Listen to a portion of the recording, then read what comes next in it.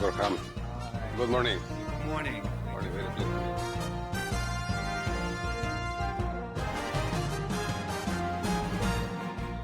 It's a great pleasure to introduce Ambassador Bernal from Mexico.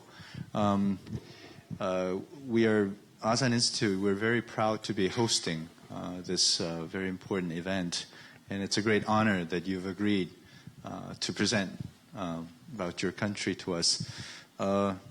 Mexico, I think, for Koreans, for those of us who know history, we remember as a country where one of our first ever immigrants went to in 1905. But we also remember Mexico for football, for me. Football, yeah, of course. Always football.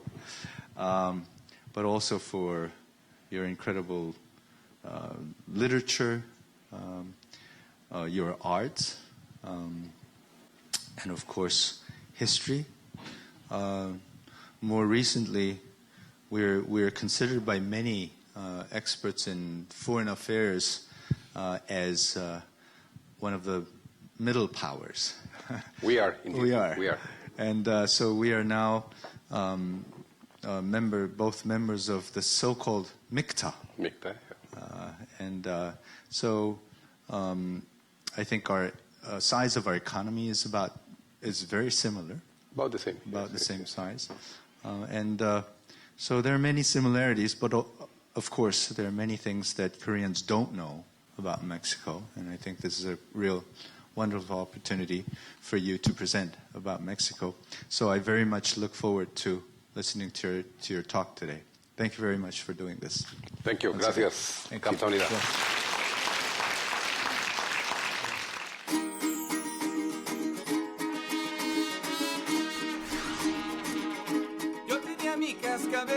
Con una cinta morada, con una cinta morada. Yo tenía mi cascabel como era de oropel. Y como era de oropel, se lo di a mi prenda amada para que juegue con él. Allá por la madrugada, ay como resumba y suena. Ay como resumba y suena, resumba y va resumbando. Resumba y va resumbando mi cascabel en la arena.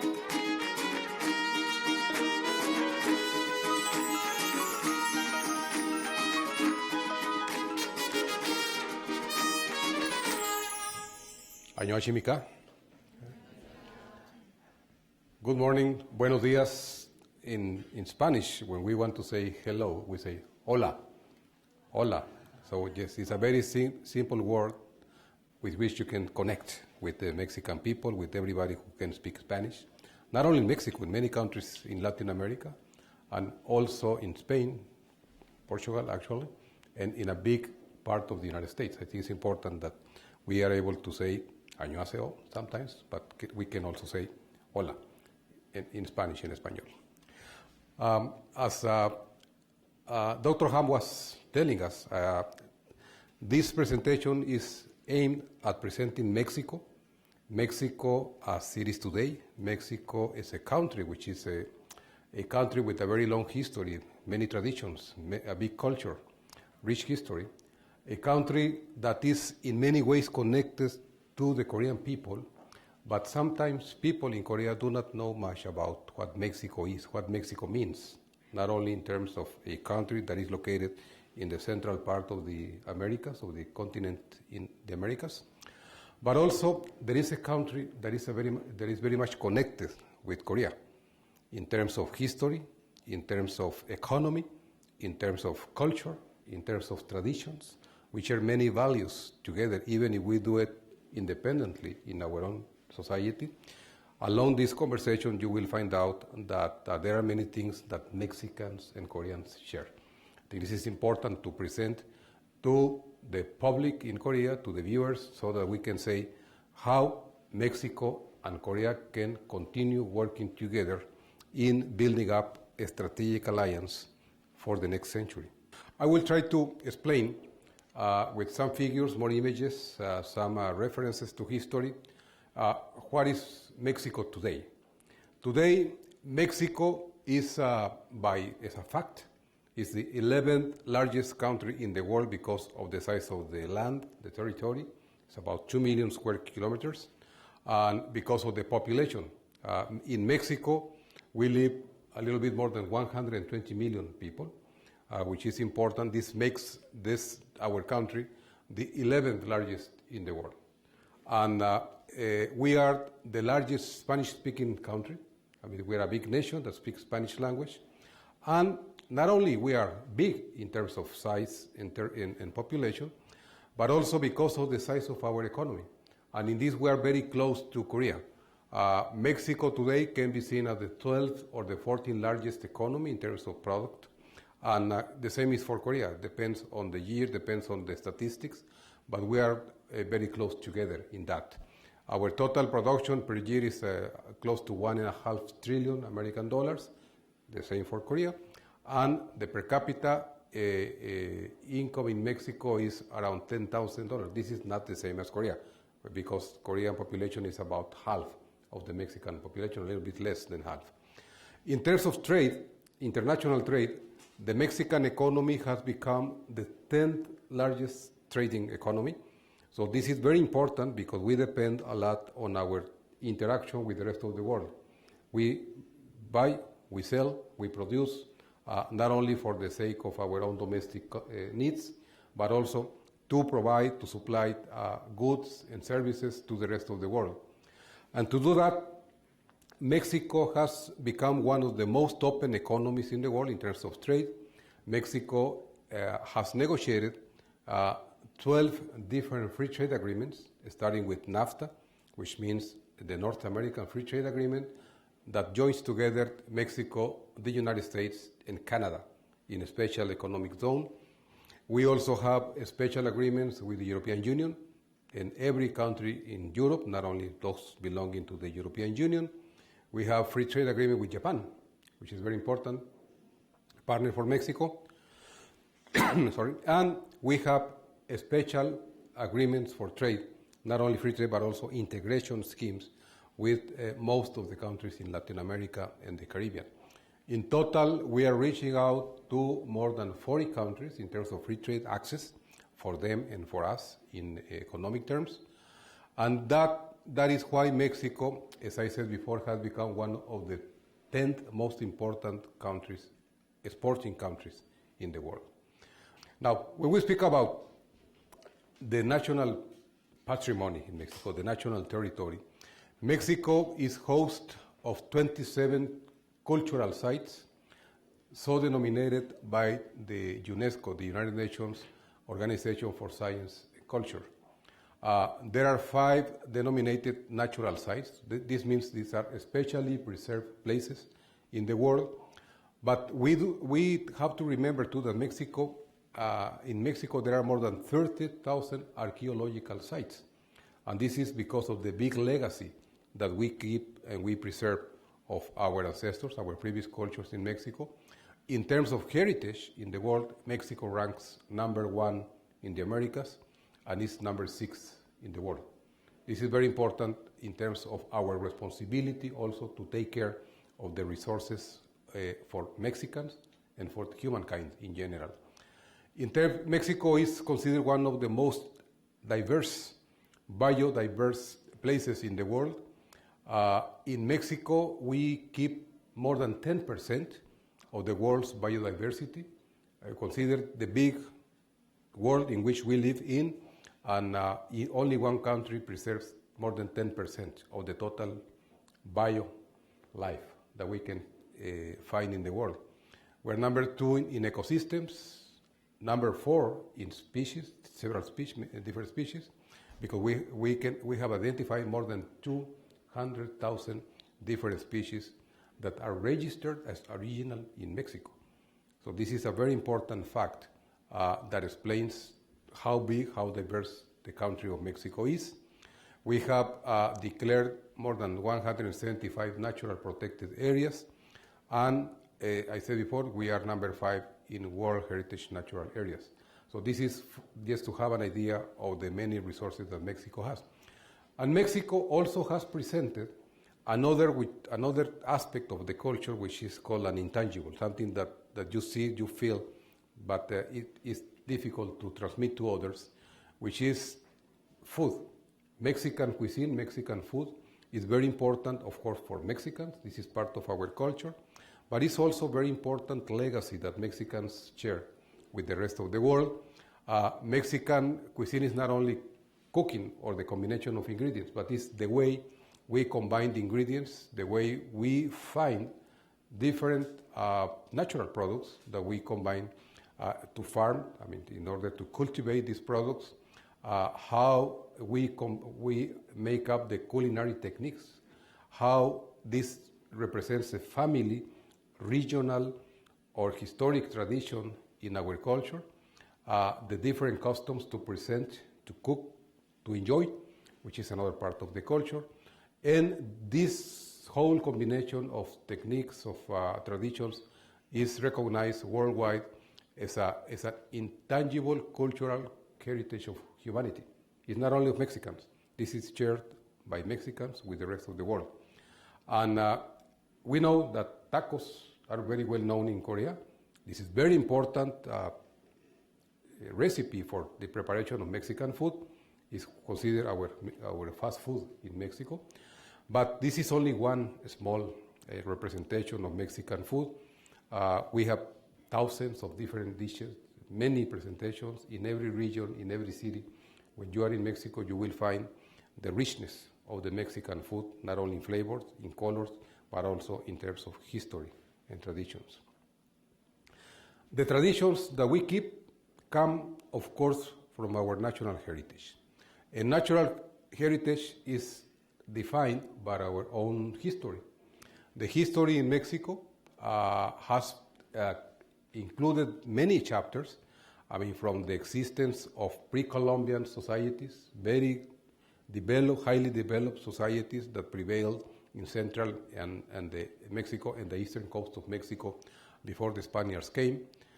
We will count several chapters in history from the ancient civilizations to the colonial times, to the independence time, to the modern times and contemporary times. So it's these are the different, we call them the suns of Mexico. Different suns have illuminated the Mexican people so that we can go from one chapter to another in our own history.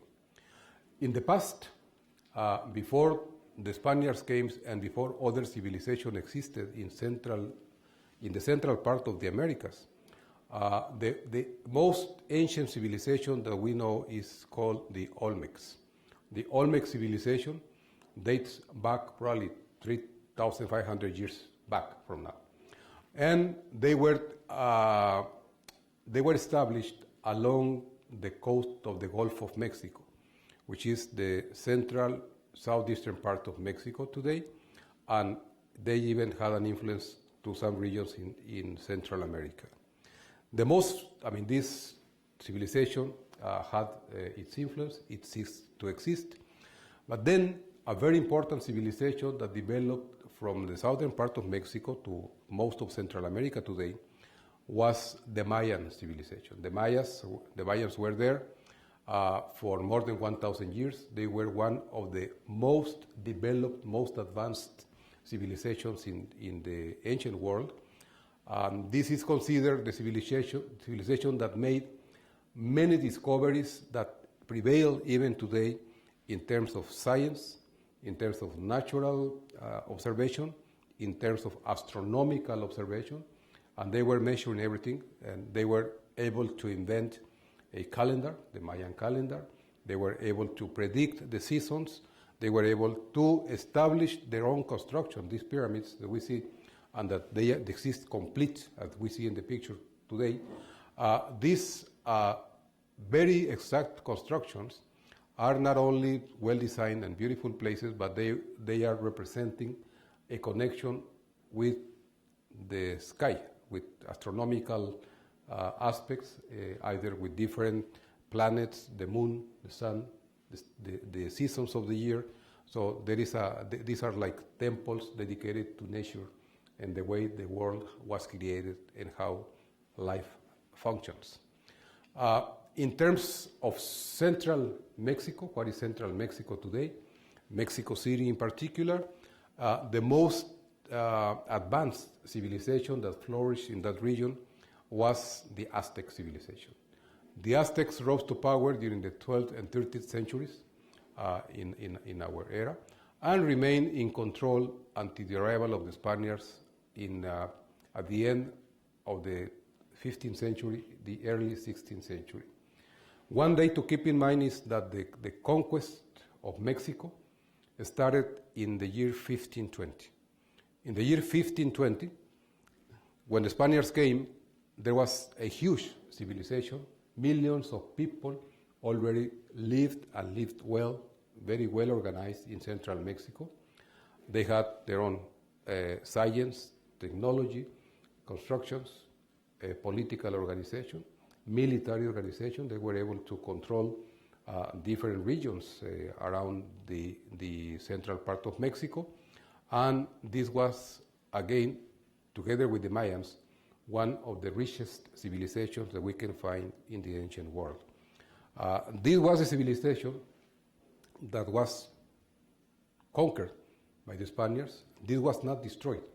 It's important to keep in mind that during the colonial times in Mexico, the previous civilization and the new civilization were sort of working together, combining together their traditions, their cultures, and out of that working together, that is what mixing together, came out a new people, the new people that we call the Mexican people. Mexican people cannot be defined as Spanish people, neither as Aztec people or other kind of word. We are defined as the Mexican people. That was the collective result of synergies, of combinations, of a very own progress and definition that took place along 300 years from the beginning of the conquest of the territory to the moment that Mexicans felt they were willing and able to gain independence as a new country. It's a very important, rich culture, very defined identity as a Mexican nation. Independence, I said before, took place between 1810 and 1821, and that started a century, the 19th century, which was the fight of Mexican people to organize themselves as an independent nation, trying to create a central government to control the territory. Was a very difficult century. It was not only a few years, it was almost 100 years in which the new society, the new nation, was not completely able to control everything because we were learning, and in the learning process there were many fights, domestic fights. We had to face different foreign interventions. The most important one we suffered in a war with the United States. The United States in that time was expanding its territory towards the west, and it was the time of expansion of the colonial and imperial expansion of the United States. So in a fight, in a war with Mexico, Mexico lost. And Mexico lost not only the war, but we lost half of our territory. Before this war, Mexico was about 4 million square kilometers in terms of size. After the war, we were only half, which is the 2 million square kilometers that we keep today. So it was a very, very dramatic fight, a very dramatic loss in terms of the sense of organization, of identity, of commonality in terms of foreign defense. After that, even after that, we were suffering other interventions, people from Europe trying to reclaim their own lands, and new empires in Europe trying to prevail in the domestic affairs in the new Latin American countries. So we also had to face not only the French intervention in 1862, but also we suffered in Mexico the imposition of a ruler coming from Central Europe, from the Austrian-Hungarian Empire. We see the picture here of Maximilian, who ruled Mexico for 3 years. After that, after the defeat of the invaders, Mexico was able to again to reestablish a republican style of life, to regain control of the territory, of the government, but it was still, we had something missing, which was the basis for development as an independent country. And the basis for that development took place in the very last part of the 19th century, from 1870 probably to the 1910, under the rule of what was considered at the time a strong ruler, Porfirio Diaz. We can see his picture here, who became a dictator and who was able to organize the country to establish control by ruling under a dictatorship. Dictatorships cannot last much. I mean, they have some positive, many negative aspects, but at the end they cannot last forever. And what toppled this sort of regime was a social revolution that Mexicans fought in the first years of the 20th century, starting in 1910 and finishing in 1917, after more than 1 million Mexicans lost their lives. It was a domestic fight, again, to reorganize control of public life, and it was, again, a dramatic fight that resulted in the establishment of a system, a republican system, a democratic system that we have kept, of course, developing every day, even up to today. The Constitution of Mexico was adopted in 1917. We keep the same constitution as the basis, but we have worked on many amendments, of course, along the years so that we can continue incorporating the new aspirations, the changes in modern life to the Mexican Constitution. The revolution that finished in 1917 was the basis for Mexico to start a new era of institutionalization. What does it mean?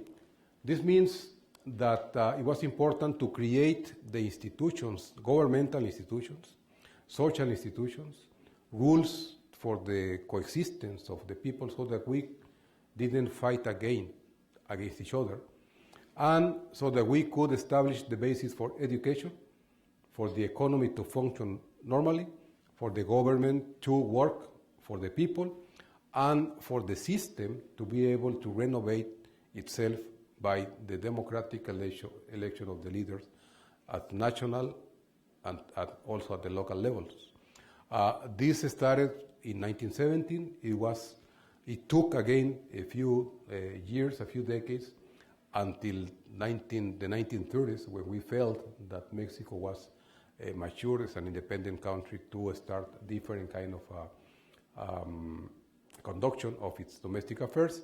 And Mexico started to play a different role, not only as an independent country, but also as an international participant, probably we can say in the 1930s. Before the Second World War, Mexico was already a nation that was respected, was considered a country that was starting to develop itself, and we were able to create these institutions that were the basis for the stability and for development in Mexico. When we go deeper into the case of Mexico, we can say, well, we can define Mexico today as a democracy.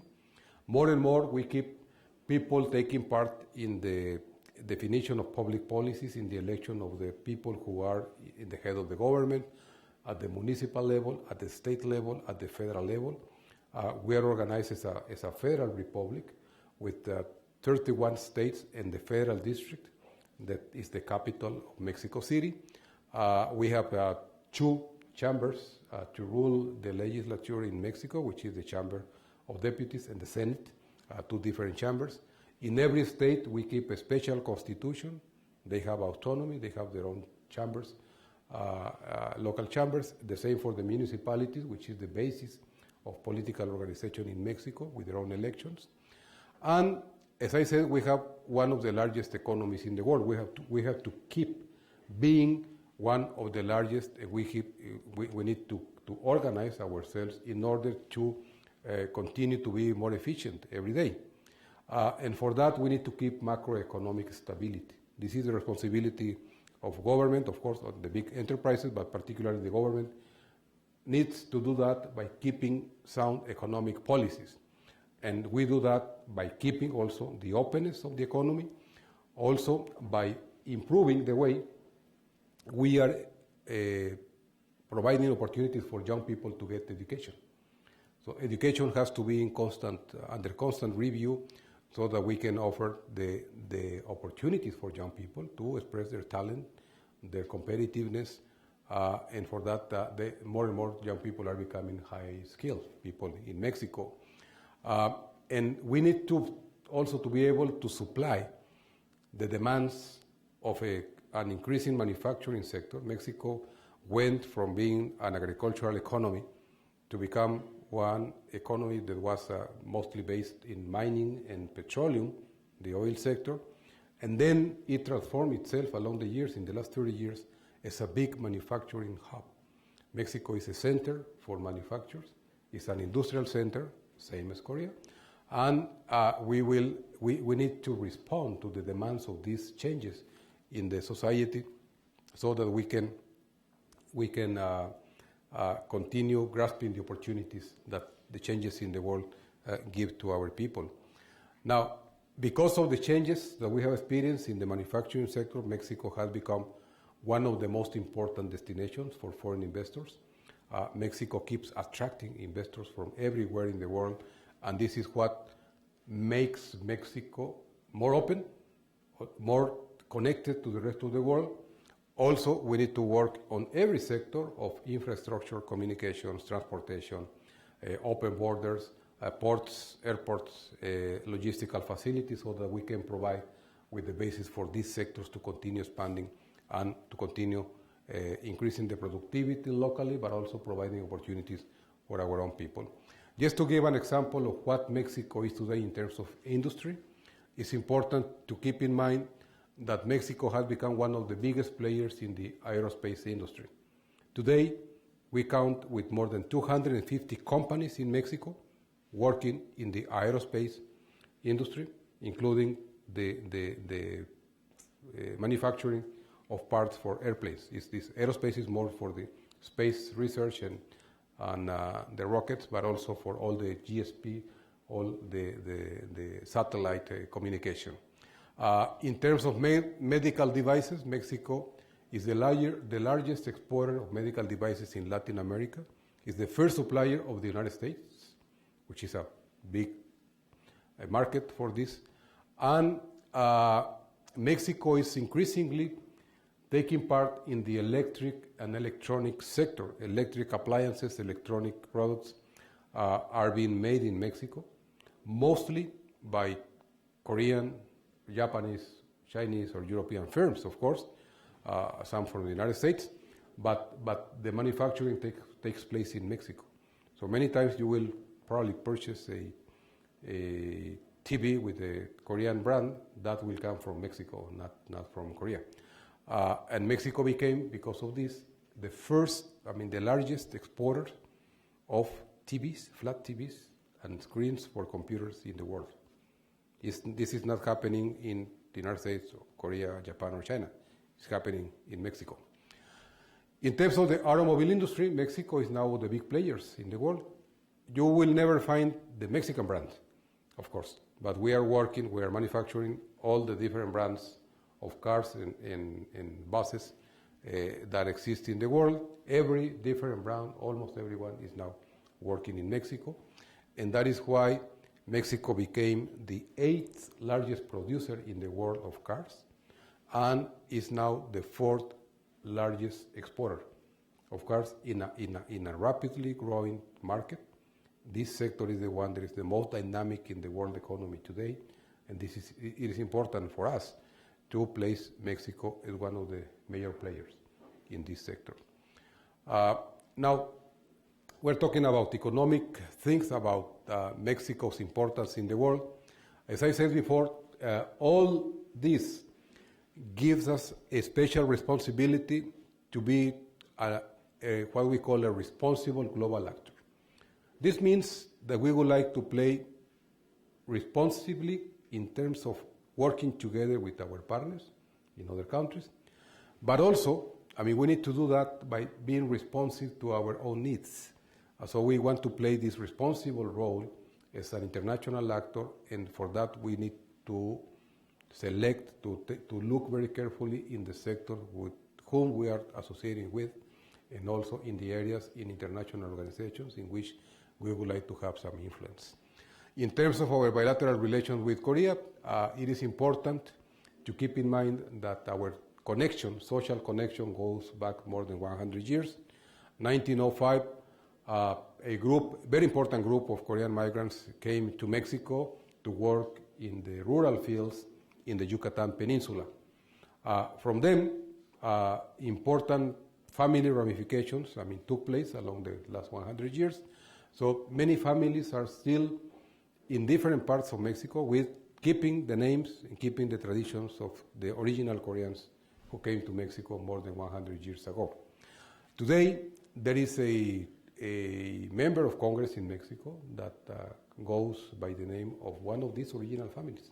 So she's coming, it's a lady, she's coming from this original Korean family, so there is a very well-kept tradition of connection. But the connection, the real connection in terms of business, in terms of societal connections, comes a little bit closer to these last 50, 60 years. In 1962, a very important group of Mexican missionaries from the Catholic Church came to work in Korea. They established a mission, it's called the Mission of Guadalupe, like the Virgin of Guadalupe in Mexico, and they have worked continuously in Korea for the last more than 60 years. It's a very important work they have done in terms of working together with local communities so as to spread this creed of the Catholic religion. And of course, now we have these relations, these diplomatic relations since 1962. We are working today in trying to make Korea not only a partner in MICTA to work together in multilateral issues, but more and more we are seeing that there are many connections that are established already between our companies, between our regions, between our local and federal governments, so that we can establish additional points of contact between Mexicans and Koreans. And the main contact, I can tell you, is trade. Trade between Mexico and Korea is reaching levels that you cannot see between other countries. The level of trade between Korea and Mexico went up to $15 billion every year in the last 3 years. Last year, or this year, we're expecting to see that the amount of trade will go up to more than $16 billion. $16 billion is a lot of exchanges. And the most important part of this trade is not because we are big consumers or Korea is a big consumer country, we are. But the most important part is made up of the inter-industrial connections. More and more Korean companies are working in Mexico, establishing the value chains, the production chains, so that they can work in the Mexican market, they can export from Mexico to the rest of Latin America, and they can also export to the United States, which is an ever-increasing market. Today, we can see that more than 1,600 Korean companies have established their operations, and we're talking about the biggest, all the big Korean companies are already there, not only the private ones, the chaebols, but also the par-state companies like Cores, KEPCO. We can see also Samsung, LG, POSCO, Hyundai, Kia, many others. I do not want to mention only a few, but there is a long list that make up these 1,600 Korean companies working with big plants, with providing employment and also contributing to the local development and productivity of the Mexican economy. This is very important because we do not see in Mexico this big participation of a country like we see it in the case of Korea. Of course, we have big relations with the United States. We have traditional partners in Europe, Spain, Germany, France, the United Kingdom, the Netherlands. We have a big presence of Japan in Mexico too. We have increasing trade with China. We have big partners in Central and South America. But Korea is playing a special role because of the numbers that I can share with you today in terms of employment, in terms of technology, in terms of educational progress, in terms of industrial research, we are establishing a special connection with Korea in the case of every sector in Mexico. And more, we see that Koreans are interested in visiting Mexico. Tourism is increasing. Last year, we were happy to receive more than 65,000 Koreans in Mexico.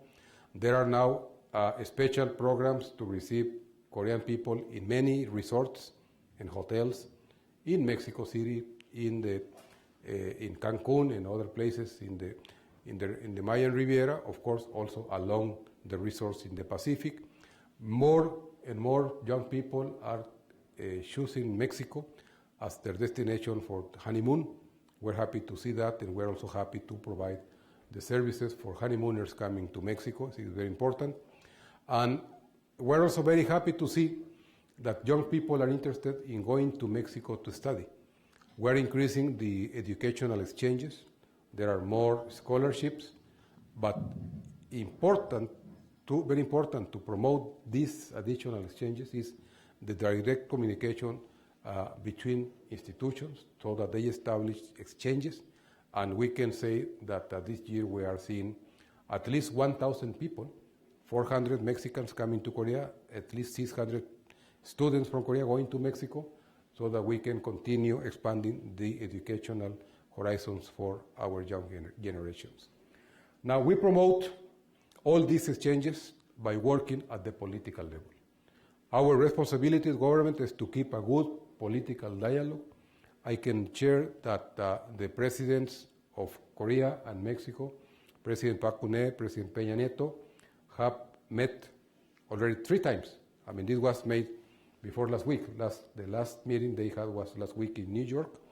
But last year, during their first year in government, they met 2 different times, and they established a very good rapport, very good communication, so that this will help a lot to continue expanding agreements, dialogue, cooperation, and presence in international institutions.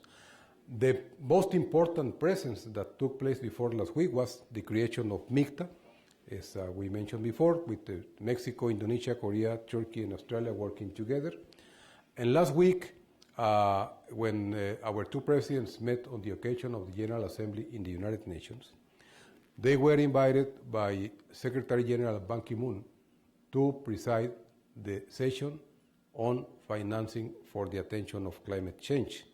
So I was very happy to see the President Park and President Peña Nieto sitting together, presiding over a global forum, which is very important, not only for our 2 countries, but is very important for the rest of the world, and we are also happy to accompany this working together. Just to close this presentation is to build up between Mexico and Korea a strategic alliance for the 21st century. What does it mean? This means continue working on trade. I mean, trade is big, could be bigger. Continue working in terms of attracting more and better investments. And to make them better, we need to increase the exchange of technologies so that Mexican people are able to absorb and develop technologies associated with the joint collaboration of Mexican and Korean companies. For that, we need to establish more educational exchanges, to establish the presence of industrial laboratories for startups in Mexico, the same that exist in Korea. And we need to go to new approaches in terms of cooperation so that we can establish programs for the exchange of best practices, for sharing the knowledge in public policies, for training, to learn from each other in terms of sustainable development, policies to fight climate change. We need also more cooperation in terms of law enforcement, in terms of industrial techniques, in terms of ports, airports operation. And Mexico has a big program of building up a new infrastructure so that we are also inviting more Korean companies to come and work together with the Mexican ones. And of course, we will continue working on political dialogue, political communication, cooperation in international institutions, including very important, the reform of United Nations, the redefinition of financial international mechanisms, the creation of new regional and sub-regional fora, and of course, increasing cooperation between Korea and Latin America in general, particularly Korea and Mexico. The combination of all these sectors makes up for this comprehensive cooperation for mutual benefit we are aiming at. I think it's important that we continue working together to build this strategic alliance that will give an example to other countries of how two faraway countries, two not well-known countries between themselves can work together and can show very positive results for our own people, but also for the rest of the world. I will finish this here, and I will, of course, will listen together to your comments. Thank you very much.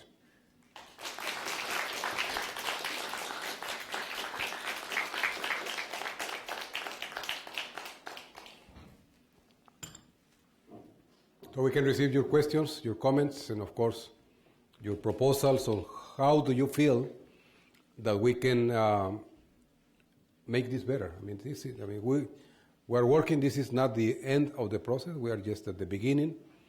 We're making, in terms of the work of the embassy, of our government, we are making new proposals. And of course, any view, any opinion is welcome so that we can improve the work we're doing here.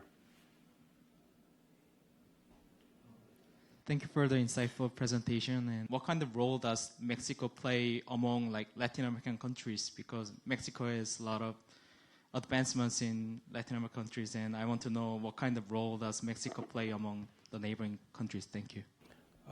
Mexico, when we explain where Mexico is coming from in terms of history, traditions, culture, nation, we are defined as a Latin American country. I mean, Mexico is the country where Latin America begins, which is at the border with the United States. So from the northern part of Mexico to the southern part of Argentina, all that region is Latin America, including Brazil. Brazil coming from Ibero-America, which is the Portuguese side, but all this part is Latin America. And we have a very, very good communication because most of us share the same language except Brazil. Brazil, they speak Portuguese, but everybody else speaks Spanish in Latin America. And we have a common culture. We have many commonalities in terms of historic development. We have many things that join us together in terms of trade, investment, and cooperation. And we have developed common institutions that help for the development of good relations among all the members of Latin America. Some institutions have to do with trade, others with culture, others with the environment, others with communications and transportation. So there are a very big number of institutions and agreements within Latin America. The most recent development in this sense is taking place joining together different groupings. You have heard about Mercosur in the south, UNASUR, including other members. In the northern part of Latin America and along the Pacific Rim, Mexico started an initiative together with Colombia, Chile, and Peru, which are countries belonging to the Pacific Rim, to establish a new association, which is called the Pacific Alliance in Latin America. These 4 countries, again, Mexico, Colombia, Chile, and Peru, are expanding their free trade horizons. They are working together in the creation of new industrial chains.